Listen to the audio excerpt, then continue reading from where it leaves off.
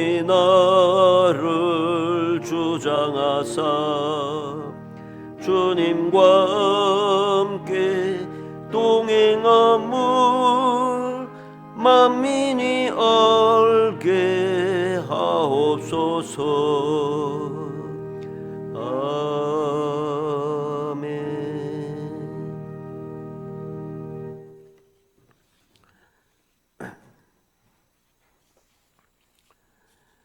오늘 본문 말씀은 여호와께서 여기까지 우리를 도우셨다 하고 이름을 에벤에셀이라 하니라 그랬습니다.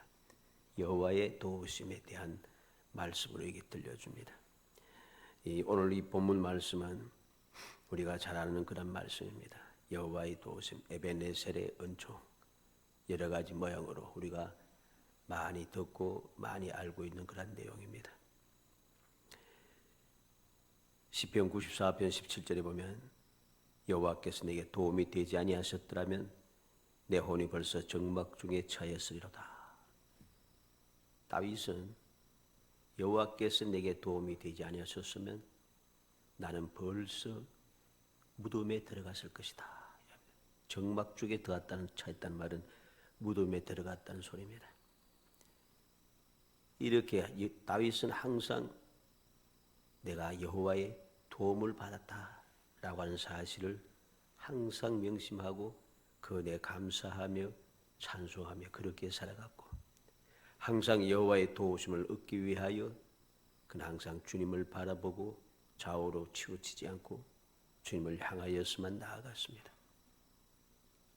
오늘 본문에도 역시 여호와께서 여기까지 도우셨다 하는 이 말씀을 통해서 여호와의 도우심이라는 제목으로 어떻게 여호와의 도우심을 받을 수 있었는지, 여호와의 도우심을 받은 결과는 어떠한지 우리가 다시 한번 살펴보고자 합니다. 이미 이 내용은 우리가 너무나도 잘 아는 내용입니다.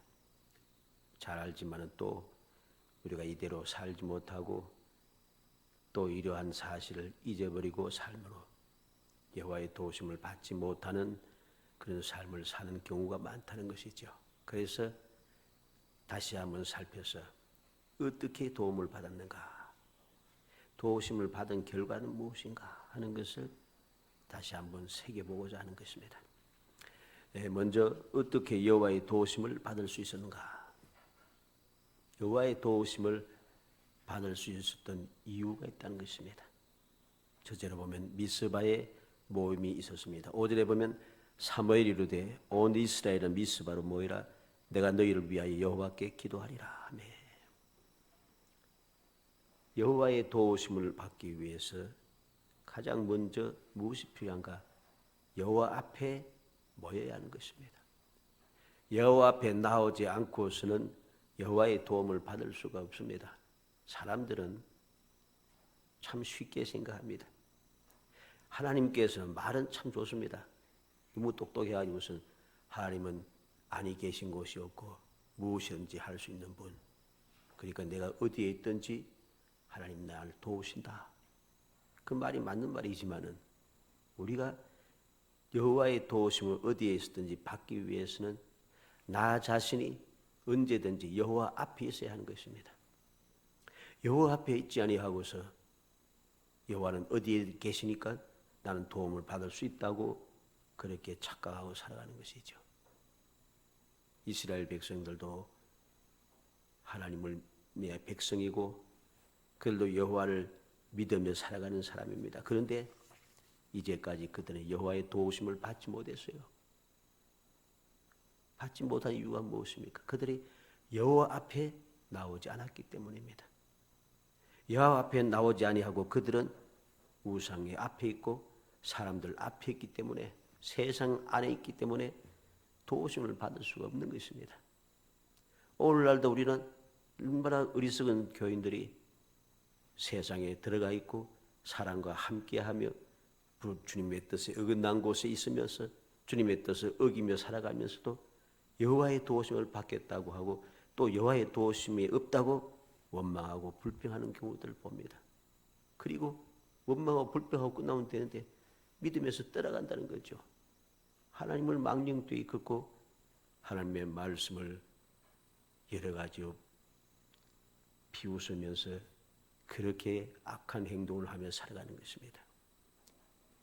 여호와의 도우심을 받기 위해서 가장 먼저 내가 여호와 앞에 있어야 한다. 여호와 앞에 없는 사람은 절대로 도우심을 받지 못합니다.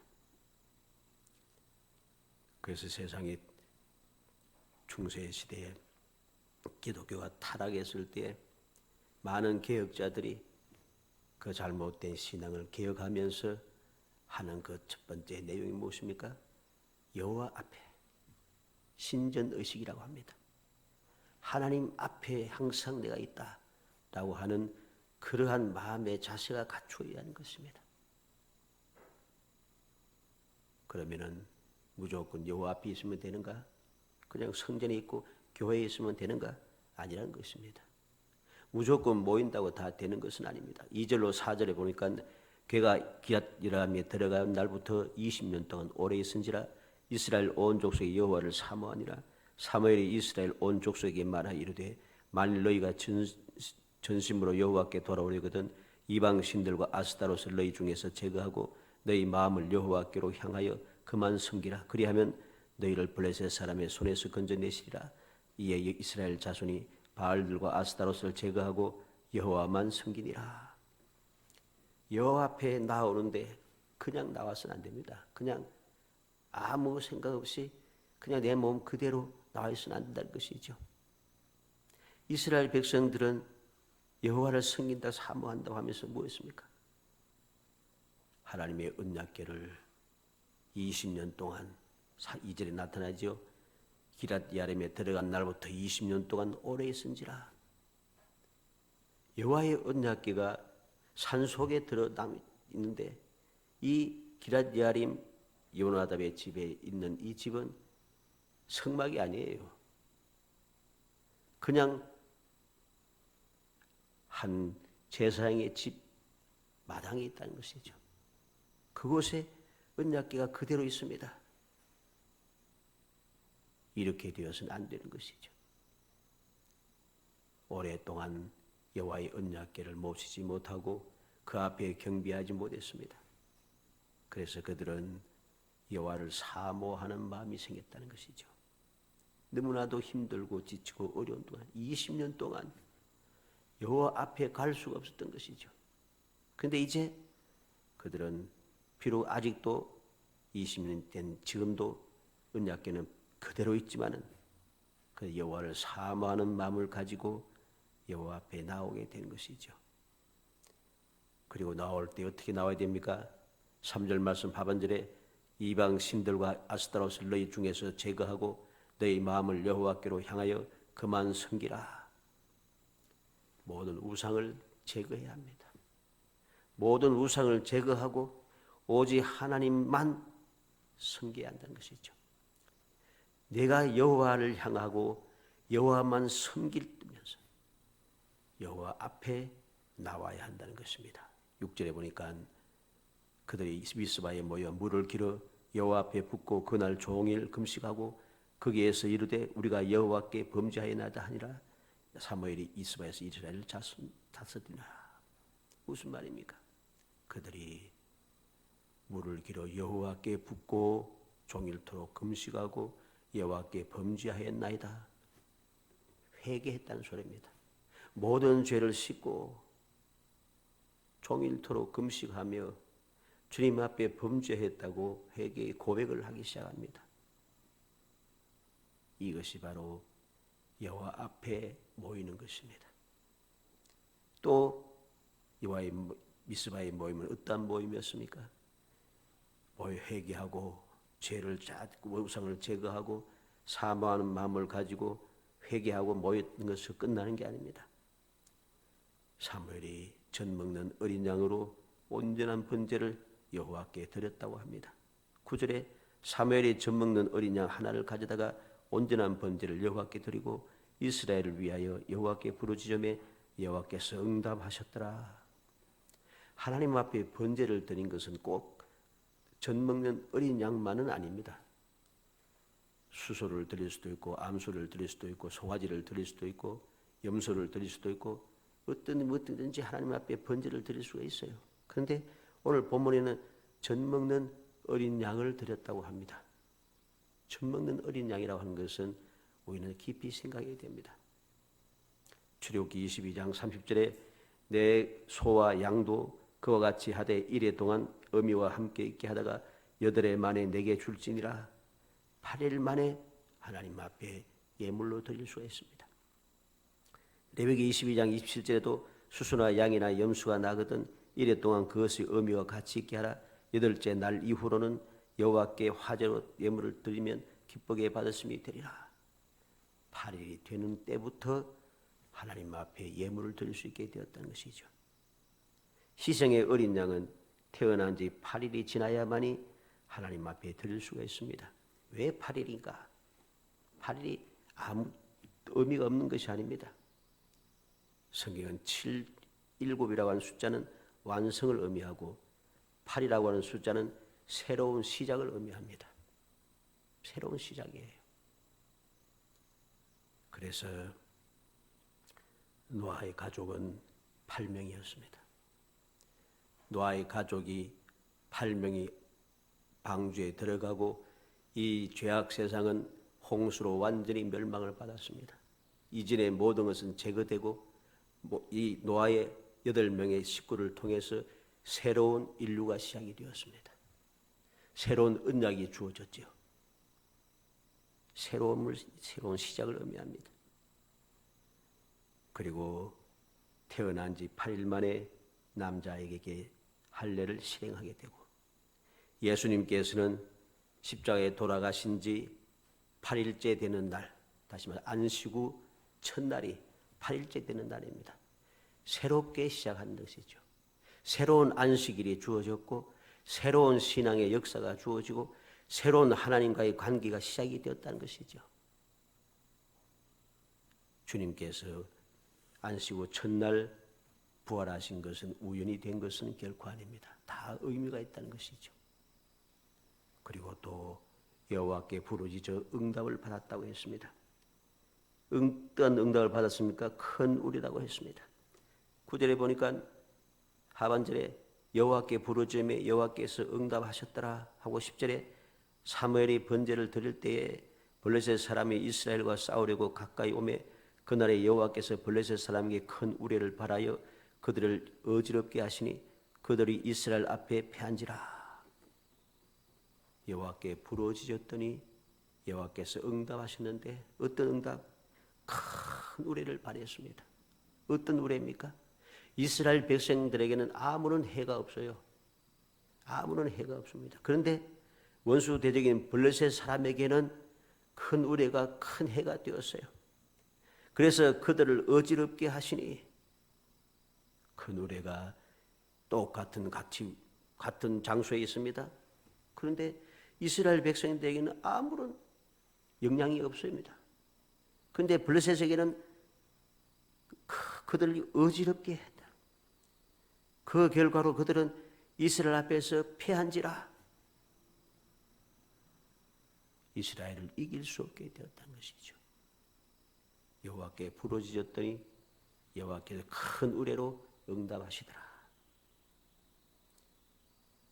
우리는 마태복음 18장 19절에 진실로 다시 너에게 이르노니 너희 중에 두 사람이 내 땅에서 합심하여 무엇이든지 구하면 하늘에 계신 내 아버지께서 저희를 위하여 이루게 하시리라.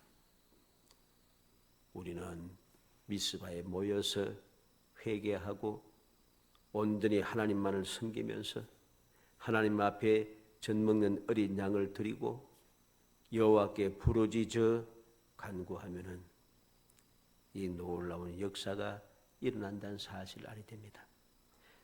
사무엘에게만 이루어지는 것이 아니에요. 예수님께서 친히 약속한 거죠. 내 이름으로 너희들이 두 사람이 이 땅에 합심하여 무엇이니 기도하면은 하늘에 계신 내 아버지께서 저희를 위하여 이루게 하시리라. 또한 주님께서는 사도 요한을 통해 우리에게 들려줍니다. 이제부터 내 이름으로 기도하면 무엇이든지 내가 이행하리라. 기도하면은 모여서 기도하면은 주님께서 응답하시겠다고 약속하신 것이죠. 우리는 항상 세상을 살아가면서 도움을 받을 것이 없다, 힘이 없다, 능력이 없다, 가진 것이 없다, 재주가 없다, 나를 도울 자가 없다, 내 주위에는 나를 위해서 해줄 도움을 줄 뭐 능력이 있는 사람, 대단한 사람이 없다. 그렇게 원망하고 낙심할 필요 전혀 없습니다. 왜? 여호와께서 나를 도우시는 분이기 때문이죠. 주님께서 이 땅에 오시고 난 이후부터는 우리에게 특별하게 또 우리를 도우시는 성령님을 보내주셨죠. 보혜사 성령이라 합니까?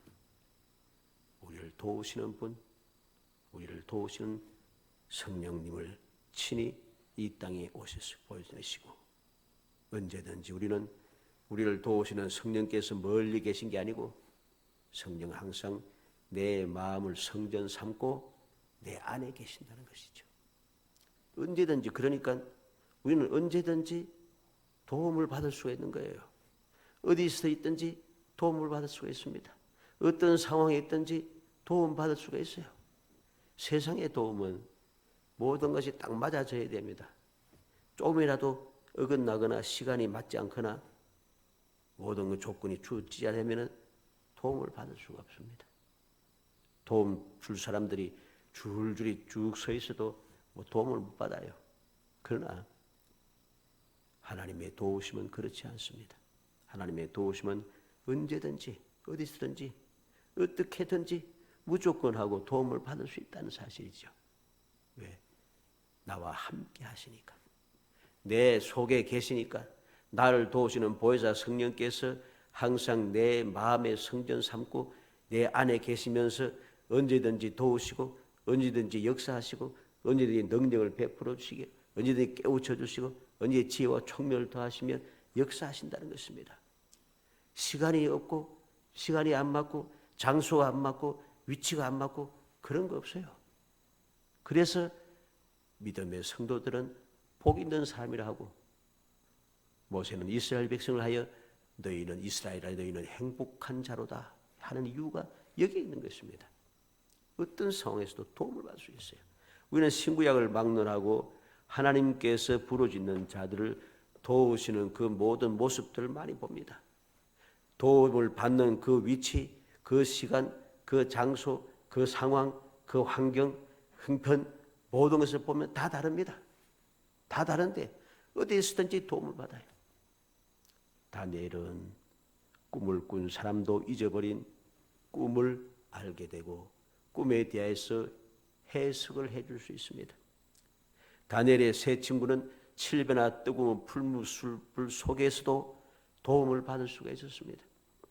다니엘은 굶주린 사자굴 속에서도 도움을 받을 수가 있었습니다. 제자들은 풍랑이 일어서 죽을까 겁나고 부러지는 두려움 때문에 그 속에서도 바다 한가운데 있으면서도 주님의 도움을 받을 수가 있었습니다. 주님은 멀리 산에 계시고 우리 제자들은 갈릴리 호수 한가운데에서도 도움받을 수가 있어요. 언제 어디서든지 항상 도움을 받을 수가 있습니다. 그래서 복 있는 사람이죠. 두 번째로 여호와의 도우심을 받은 결과를 우리는 다시 생각해야겠습니다. 13절로 14절에 이에 블레셋 사람들이 굴복하여 다시는 이스라엘 지역 안에 들어오지 못하였으며 여호와의 손이 사무엘이 사는 날 동안에 블레셋 사람을 막으심에 블레셋 사람들이 이스라엘에게서 빼앗았던 성읍이 에그론부터 가드까지 이스라엘에게 회복되니 이스라엘이 그 사방 지역을 블레셋 사람들의 손에서 도로 찾았고 또 이스라엘과 아모리 사람 사이에 평화가 있었더라. 여호와의 도우심 결과가 무엇입니까? 블레셋이 굴복하였다. 다시는 이스라엘 지역 안에 들어오지 못하였다. 사무엘이 사는 날 동안에 블레셋 사람을 막으셨다. 이스라엘 사방에 블레셋 사람들에게 빼앗긴 것을 다시금 도로 찾았고 이스라엘과 아모리 사람 사이에 평화가 있었더라. 놀랍지 않습니까? 우리가 원하는 모든 것이 바로 여기에 있는 것이죠. 다시는 대적들이 내 안에 들어올 수가 없습니다. 내 경계 안에, 내 안에 들어올 수가 없습니다. 주님께서 항상 이스라엘 대적들이 들어오지 못하도록 막아주시고 사방 지역에 빼앗겼던 모든 것을 다시금 찾을 수가 있게 되었습니다. 이제는 아무도 나에 대해서 해치려고 가까이 올 수 없도록 평화가 있었습니다. 더군다나 이게 아모리 사람이라고 했죠. 아모리는 이스라엘 백성들이 애굽 땅에서 나와 광야를 지나서 약속의 땅에 들어올 때까지 들어와서까지 이들은 끊임없이 이스라엘을 해치는 대적들이었습니다. 그 끊임없이 해치는 아모리 사람들조차도 이스라엘 백성을 해치지 못하도록 주님께서 그들과 사이에 평화를 허락하셨다는 것이죠. 이게 바로 여호와의 도우심을 받은 결과인 것입니다. 사랑하는 성도 여러분, 우리는 여호와의 도우심을 항상 생각해야 됩니다. 오늘 말씀의 내용을 쭉 보니까 어떠합니까? 항상 여호와만 나타납니다. 여호와는 언약의 하나님이라 생각했죠. 하나님과 맺은 이스라엘 택한 백성들과 맺은 언약의 하나님에 대해서 이야기할 때는 항상 여호와입니다. 하나님의 명칭이 여호와라고 하는 명칭을 사용하죠. 오늘 말씀해 보면 처음에 여호와예요. 계속해서 여호와. 우리는 언약의 하나님께서 약속하신 대로 나를 도우신다는 사실을 굳게 믿어야 됩니다. 언제 어디서든지 언제든지 반드시 나는 여호와 하나님의 도우심을 받을 수 있다는 사실을 확신하고 살아야 됩니다. 그래야 할 때 여호와의 도우심을 받을 때 비로소 평화가 주어지고 대적들을 물리칠 수가 있고 빼앗긴 것을 다시 찾을 수가 있고 진정한 평화가 있다는 사실을 우리는 기억해야 할 것입니다. 내가 아무리 세상에서 세상의 방법을 총동원해서 수단과 방법을 바르지 아니하고 평화를 누리고 빼앗긴 것을 찾으려고 하고 모든 대적들을 물리치고 승리하며 살려고 해도 안 됩니다. 되지 않아요.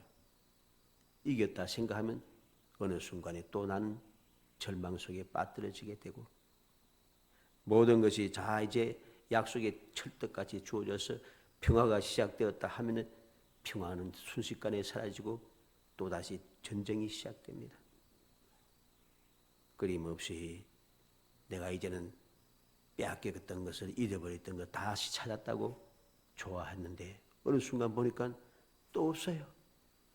이게 세상인 것이죠. 그러나 여호와의 도우심을 받으면 이것이 계속되어진다는 것이죠. 언제든지 여호와께서 나를 도우심으로 놀라운 역사가 나타나는 것이죠. 시편 56편 4절 말씀을 찾아봅시다.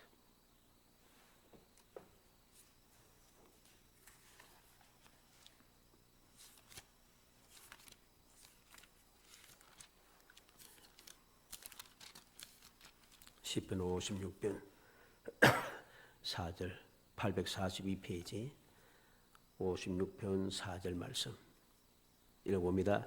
내가 하나님을 의지하고 그 말씀을 찬송하올지라 내가 하나님을 의지하였은즉 두려워하지 아니하리니 혈육을 가진 사람이 내게 어찌하리까.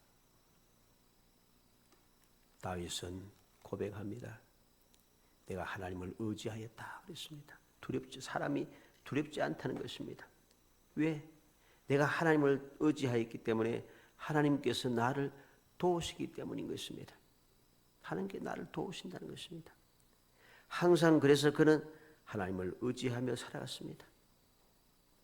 그 의지하고 살아가는 믿음이 결코 배반되지 않았습니다.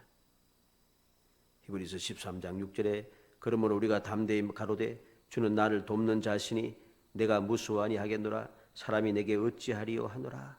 담대하게 말할 수 있는 것이 무엇입니까? 주는 나를 돕는 자시니. 주님은 나를 도우시는 분입니다. 지금도 영광의 보좌 우편에서 우리를 위하여 하나님 아버지께 기도하시면서 우리를 돕고 계시죠. 지금도 변함없이 보혜사 성령께서는 우리의 마음속에 자정하셔서 우리를 위하여 탄식하며 기도하시고 우리를 끊임없이 능력으로 도와주시고 계십니다. 어떻게 알 수가 있습니까? 내가 세상을 살아가는 동안에 내가 미처 깨닫지 못한 것, 내가 듣지 못한 것, 내가 인식하지 못했던 것, 나도 모르게 어느 순간에 안전하게 지나간다는 것이죠. 모든 게 저절로 해결되어지고 주위 사람들이 내 평화의 사람이 되어서 나를 도와주고 하는 생각지도 못했던 역사가 일어나는 것, 그게 하나님의 도우심인 것이죠. 어떻게 이런 일이 일어날 수가 있는가?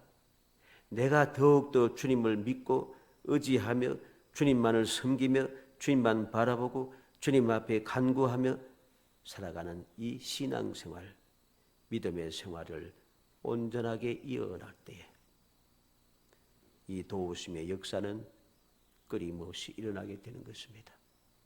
내가 항상 도움을 받고 필요할 때마다 도움을 받고 언제든지 도움을 받고 어디서든지 도움을 받기 위해서는 이 도움받는 역사가 끊임없이 이어지기 위해서는 우리의 신앙생활도 끊임없이 이어져야 됩니다. 주의 말씀을 묵상하고 주님 앞에 간구하고 주님의 은혜를 잊어버리지 않고 감사 찬송하는 이 생활이 계속해서 이어지는 겁니다. 신앙생활이라 하는 것은 단순하게 내가 예수 믿고 살아가는 게 신앙생활이 아닙니다. 언제든지 하나님만을 바라보며 살아가는 것입니다. 그래서 하나님을 바라보며 살아가는 것이 무엇이겠습니까? 언제 어디서든지 어떤 상황에서든지 어떤 환경이든지 어떤 형편과 처지에 놓이든지 항상 내 앞에 여호와를 모시고 여호와께 믿음으로 간구하고 주님의 도우심을 부르짖으며 그렇게 살아가는 것입니다. 주님을 항상 모시고 살아가는 것입니다. 주님을 항상 모시고 살아가기 위해서 무엇이 필요합니까? 나를 사랑하는 자는 내 계명을 지키나니 내 계명을 지키는 자에게 아버지께서 내 안에 내가 아버지 안에 우리가 너희 안에 거하신다 하십니다. 주를 믿고 의지하며 살아가는 믿음의 사람들에게 보혜사 성령께서 마음에 좌정하신다고 합니다. 단순하게 내가 믿는다 한다고 해서 다 되는 것이 아닙니다. 여호와의 도우심을 받기 위해서는 여호와 하나님과의 맺은 언약이 항상 지켜져야 됩니다. 언약이 지키지 않으면서 도움을 받겠다고 하는 것은 크나큰 착각인 것이죠. 간절히 바라기는 우리 모든 성도들이 항상 여호와의 도우심을 받는 사람, 여호와의 도우심을 받아서 항상 승리하고 이후로는 대적들이 내 가까이 오지도 못하고 빼앗겼던 모든 것을 다시 찾고 이제는 평화가 넘쳐나는 항상 주님께서 도우시는 역사를 항상 감사하며 살아가는 거룩한 성도가 되기를 주의 이름으로 축복합니다. 이 놀라운 은혜를 계속 누리기 위해서는 신앙생활도 하지만은 어떻게 신앙생활을 해야 되는가? 받은 은혜를 잊지 않고 해야 됩니다. 오늘 말씀에는 무엇이라고 했습니까? 이 은혜를 받고 난 다음에 사무엘과 이스라엘 백성들이 12절 말씀인 대로 사무엘이 돌을 취하여 미스바와 센 사이에 세워 이르되 여호와께서 여기까지 우리를 도우셨다 하고 그 이름을 에베네셀이라 하니라. 하나님의 은혜를 잊지 않기 위하여 그 은혜를 감사할 뿐만 아니라 그 은혜를 잊지 않기 위하여 기념비를 세우고 있다는 것입니다. 기념비를 세우고 있습니다. 그래서 언제든지 내가 어려움이 생겼다면 문제가 생겼다면 여기까지 도우셨던 하나님 에베네셀의 하나님을 생각하는 것이죠. 그 은혜를 생각하면 내가 어떻게 그 에베네셀의 은혜를 누렸던가 생각하며 다시금 올바른 자리로 돌아오게 되고 올바르게 도우심을 받기 위해서 내가 신앙생활을 이어가게 되는 것입니다. 에베네셀의 기념비를 세우는 것은 단순한 것이 아닙니다. 오늘 우리가 살고 있는 이 세상에는 기념비가 참 많아요. 각종 기념비가 이 전국 방방곡곡에 기념비가 무진장이 많아요.